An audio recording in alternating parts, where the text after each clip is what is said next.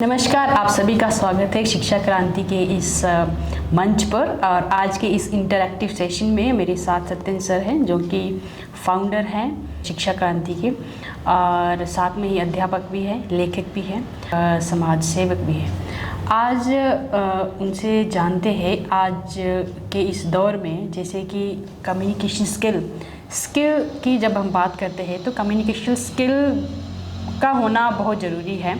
और चाहे वो किसी करियर में हमें आगे जाना है, चाहे हमें अपने लाइफ में आगे जाना है, चाहे हमें अपने सफल होना है अपने किसी भी फील्ड में, तो उसके लिए सबसे पहले हमारे जो कम्युनिकेशन स्किल है उसका होना बहुत ज़रूरी है, उसमें कुशल होना बहुत ज़रूरी है। तो इसी विषय पर बहुत समय से हम बात करते आ रहे हैं, और आप सभी को मालूम होगा कि व्हाट इज़ कम्युनिकेशन स्किल और what is the importance of communication skill. आज मैं इसी बारे में, इसी कड़ी को आगे ले जाते हुए कुछ प्रश्न करूंगी सर से, और पूछना चाहूँगी कि आज के समय में कम्युनिकेशन कितना ज़रूरी है और उनका क्या महत्व है। तो और भी बातें करेंगे। सबसे पहले आपका बहुत बहुत स्वागत है आज की इस इंटरैक्टिव सेशन में। बहुत बहुत धन्यवाद नीलम जी। जी, तो सर आप जैसे एक बहुत ही अच्छे टीचर हैं और बहुत हम सभी ने आपसे बहुत कुछ सीखा है, तो मैं यही पूछना चाहूँगी कि जैसे कोई बिगनर्स आपके पास आता है कम्युनिकेशन स्किल सीखने, तो सबसे ज़रूरी एक बिगनर्स के लिए क्या चीज़ होती है कि उसको मतलब कि क्लास में वो मोटिवेट होता रहे और क्लास में वो रेगुलर भी आता रहे और उसका इंटरेस्ट भी बनता रहे।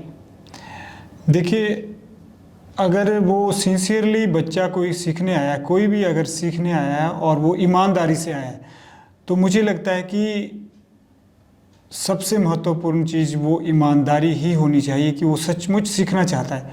स्टूडेंट्स की ओर से तो एक लर्नर की ओर से, विद्यार्थी की ओर से जो एक चीज़ होनी चाहिए नीलम मैम, वो है ईमानदारी। वो ईमानदारी से यहाँ आए और ईमानदार रहे इस बात के प्रति कि वह जीवन में सीखना चाहता है।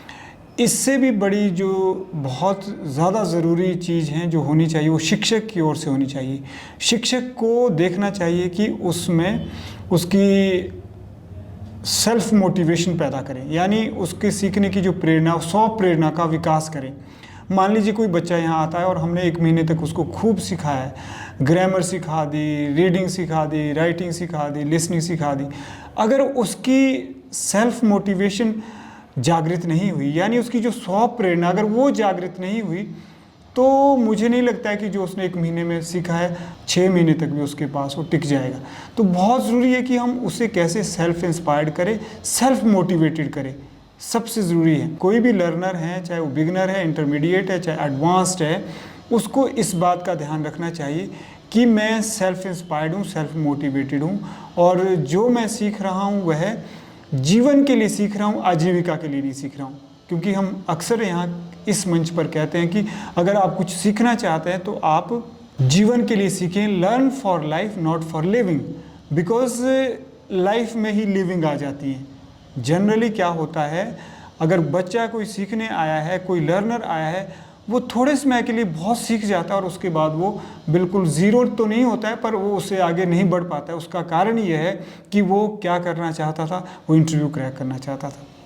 वो सिर्फ़ और सिर्फ जो उसे चाहिए था वो चाहता था, उससे आगे वो नहीं बढ़ना चाहता था। तो मैं हमेशा यही कहता हूँ कि जब बच्चे यहाँ आते हैं तो सिर्फ भाषा ना सीखें, बल्कि वह लाइफ के लिए सीखें, लाइफ स्किल सीखें, सोशल स्किल सीखें, स्पिरिचुअल स्किल सीखें। अगर उनमें यह बात आ गई या उन्होंने यह बात ठान ली कि हमने लर्नर बनना है, यानी हमने जब तक हमारा जीवन रहेगा, आखिरी सांस तक हमें सीखते रहना है, तो वो वास्तव में सीखते हैं।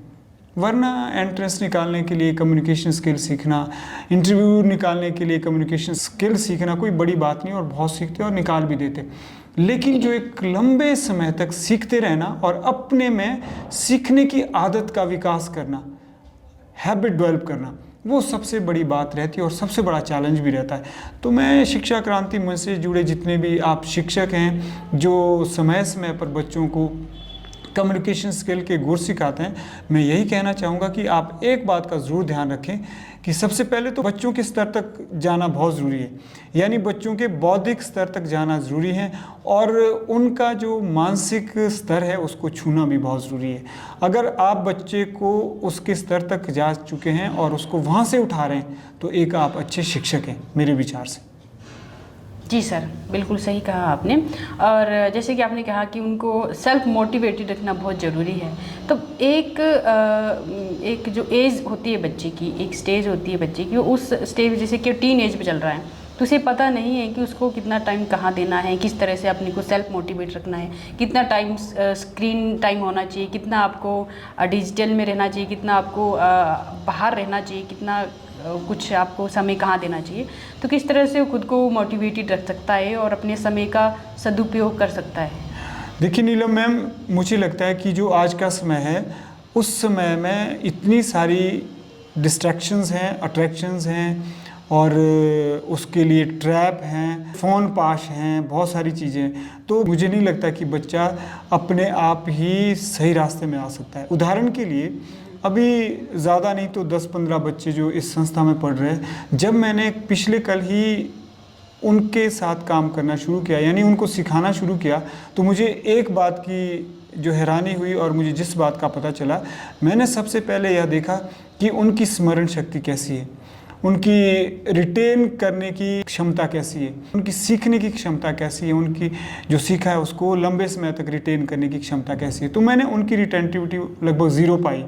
तो उस चीज़ के पीछे जब मैंने काम किया कि इनको क्यों याद चीज़ें नहीं हो रही है। लर्निंग लैंग्वेज का मतलब है कुछ एक चीज़ों को आपको याद भी रखना पड़ेगा। जब मैंने थोड़ी सी रिसर्च की कि क्यों ऐसा हो रहा है कि वो लर्नर नहीं बन पा रहे, तो उसके पीछे का कारण जानकर आप हैरान होंगे कि सभी लगभग 80% बच्चों का जो स्क्रीन टाइम था वो 8 घंटे, 10 घंटे, 12 घंटे, यानी 24 घंटे में से अगर बच्चा 12 घंटे स्क्रीन टाइम है तो आप क्या उससे यह अपेक्षा कर सकते कि वो अच्छा कम्युनिकेटर और लर्नर बनेगा? कदाचित नहीं। और फिर इसीलिए जो आपका यह प्रश्न है कि वो कैसे कर सकते हैं, इसीलिए हमने सभी बच्चों को क्या किया है इस संस्था में कि उनके हम मोबाइल फ़ोन हर रोज़ देखेंगे कि उनका स्क्रीन टाइम कितना रहा है। उनको हमने कहा है कि डिजिटल वेलबींग और स्क्रीन टाइम का जो एक ऐप है उसको डाउनलोड करवाया है और वो हर रोज़ हमें दिखाएंगे कि उनका स्क्रीन टाइम क्या था और उन सब ने क्या क्या कंटेंट देखे हैं और क्या क्या किया, क्या क्या सीखा। उस चीज़ पे हम काम कर रहे हैं हर रोज़ बच्चों के साथ और मुझे लगता है कि कुछ एक बच्चों के अच्छे परिणाम भी आए।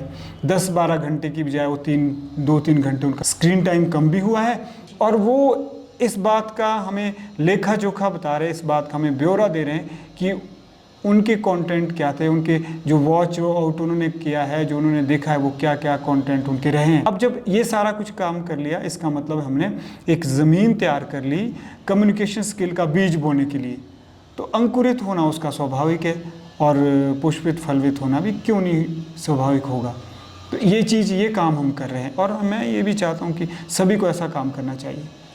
How can communication skill help student in these distractions? Of course communication can help. For example, if one is focused, क्या होता है, मेरे विचार से जो बच्चे आते हैं वो फोकस्ड नहीं है। मान लीजिए मैं और आप फोकस्ड हैं, आप भी फोकस्ड है, मैं भी फोकस्ड हूँ। आपका ध्येय है कि आपने एंट्रेंस निकालना है, बच्चों को स्किल सिखानी है, अपनी स्किल डेवलपमेंट करनी है। जब आप फोकस्ड हो गए नीलम मैम, यानी आपने एक लक्ष्य निर्धारित कर दिया, तो क्या होगा, जब आप डिस्ट्रैक्शन आपकी शुरू हो जाएगी, यानी लक्ष्य आपका कम्युनिकेशन स्किल हो गया कि मैंने कम्युनिकेशन स्किल इंप्रूव करनी है। जब आपका लक्ष्य बहुत एक नियोजित हो गया और लक्ष्य निर्धारित कर लिया और उस पर काम कर लिया और आप प्रेरित हैं, तो क्या होगा, जब आपकी डिस्ट्रैक्शन होगी, यानी कोई भी आप वीडियो देखेंगे तो ज़रूर अपने लक्ष्य से कनेक्ट करके ही देखेंगे। तो आपने कहा कि किस तरह से कम्युनिकेशन स्किल सीखना बच्चों को डिस्ट्रैक्शन या बच्चों को जो भटकाव आ रहा है, यानी जो बच्चे कहीं सोशल मीडिया के या फिर स्क्रीन टाइम गेम्स की चपेट में आ रहे, कम्युनिकेशन स्किल सीखना उनके लिए लाभप्रद हो सकता है और इस डिस्ट्रैक्शन से, इस अशांति से और इस व्यसन से, इस एडिक्शन से बच सकते हैं। लेकिन बशर्तें, शर्त यही है कि अपना लक्ष्य बना लें। मुझे क्रोल पर्वत पर चढ़ना है और हमारा काम है उनको रास्ता दिखाना है। जब हमने उनको लक्ष्य बता दिया कि आपने करोल पहुंचना है और आपने रास्ता भी दिखा दिया है, तो कम संभावना है कि वो रास्ते से भटकेंगे नहीं, कम संभावना है कि वो इधर की ओर शांति की ओर नहीं जाएंगे। कि अगर वो आजू बाजू कहीं जलपान करने जाते भी है तब भी उनके मन में यह ध्यान रहेगा कि हमें करोल पहुंचना है। लेकिन जिस विद्यार्थी ने यह नहीं सुना समझा, या आप शिक्षक जिस विद्यार्थी को यह नहीं बता सके कि करोल पहुंचना है बेटा और रास्ता ये है, वो विद्यार्थी भटक ही जाएगा। तो हम शिक्षकों का यह उद्देश्य होना चाहिए कि बच्चों को हम यह बताएं कि तेरा यह लक्ष्य करोल पहुंचना है, तुम्हारा यह रास्ता है। अगर रास्ते में दाएं बाएं जाना है, अर्थात कोई वीडियो देखनी है, कोई मूवी देखनी है, कोई एंटरटेनमेंट करनी है, तो भैया रास्ते में वापस आना है और जल्दी पहुंचना है, और समय भी निर्धारित है, पहुंचना भी शाम तक है। तो यह अगर अपने सामने वो लक्ष्य रखते हैं और शिक्षक बताने में सफल हो जाता है कि रास्ता सिर्फ ये जाता है, तो बच्चे अगर भटकते भी हैं, उनमें भटकाव भी है, तो शीघ्र वो रास्ते में आ जाएंगे। और मैं यह समझता नहीं वो दिन और वो समय दूर नहीं जब वो उस चोटी पर फतेह हासिल कर लेंगे और वहाँ पहुँच जाएंगे। सबसे पहले तो लक्ष्य तय करना चाहिए कि हमारे जीवन का लक्ष्य क्या है जी। और हम क्या बनना चाहते हैं और हम किस तरफ जा रहे हैं, हम क्या कर रहे हैं, उसके लिए हम क्या कुछ कर रहे हैं। विज़न होना चाहिए हमारे पास कि हमारे पास क्या विज़न है जी। और मिशन क्या है।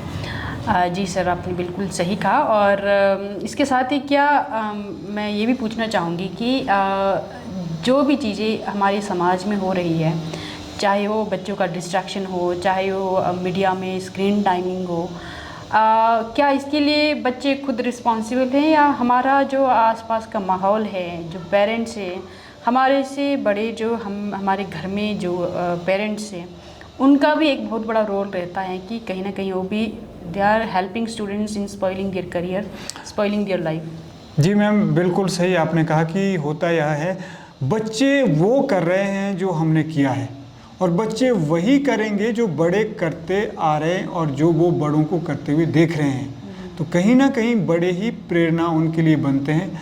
अगर बड़े लोग जो हैं सोशल मीडिया में वो कुछ भी देख रहे हैं, मैच देख रहे हैं चाहे वो मैच खेल रहे हैं, गेम को देख रहे हैं चाहे वो गेम खेल रहे हैं, एडिक्शन तो एडिक्शन ही होती है।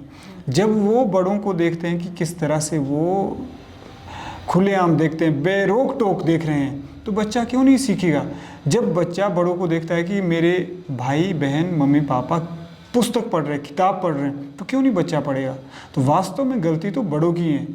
ऐसा कभी होने से नहीं रहा कि बड़ों ने नहीं कर रहे जी, बच्चे ही कर रहे। तो सबसे पहले तो बड़ों को बच्चों के सामने उदाहरण प्रस्तुत करने होंगे। अगर वो कुछ देखना चाह रहे, कंटेंट देख रहे, तो उनको कम से कम समय सीमा रखनी होगी और संयमित होकर चीज़ें देखनी होगी और कोशिश करनी होगी। अगर बच्चे बहुत छोटे हैं तो उनसे बचा के ही सोशल मीडिया का यूज़ करें। उस समय उस बच्चे का विवेक इतना विकसित नहीं हुआ होता कि वह यह जान जाए कि क्या सही है क्या गलत है। क्योंकि बच्चा जब ग्रो कर रहा होता है, जब वो बड़ा हो रहा होता है, तो वह वही काम करेगा जिसको उससे करने में आनंद आएगा, मज़ा आएगा। लेकिन उसको मज़े के मायने पता नहीं है, उसको यह पता नहीं कि इस मज़ा में बाद में सज़ा कितनी है। वो यह नहीं देखेगा, अभी उसका विवेक विकसित ही नहीं हुआ है। तो हम बड़ों का यह कर्तव्य बनता है कि जो हम चाहते हैं हमारे बच्चे करें, हमें वह चीज़ उन बच्चों के सामने करनी होगी। उदाहरण के लिए हमें पुस्तकें स्वयं पढ़नी होगी और हमें उनको पुस्तकें पढ़ने के लिए प्रेरित करना होगा। और अगर हम चाहते हैं कि बच्चे नशे में ना जाए तो बच्चों के सामने नशा ना करें। हम चाहते हैं कि बच्चे नशेड़ी ना बने, एडिक्शन ना हो, उनमें इंटरनेट एडिक्शन ना हो, मोबाइल गेम एडिक्शन ना हो, तो हमें स्वयं पहले उदाहरण प्रस्तुत करना होगा, तभी हम कुछ कर सकते हैं, वरना हम बच्चों को दोषी नहीं ठहरा सकते। नीलम जी।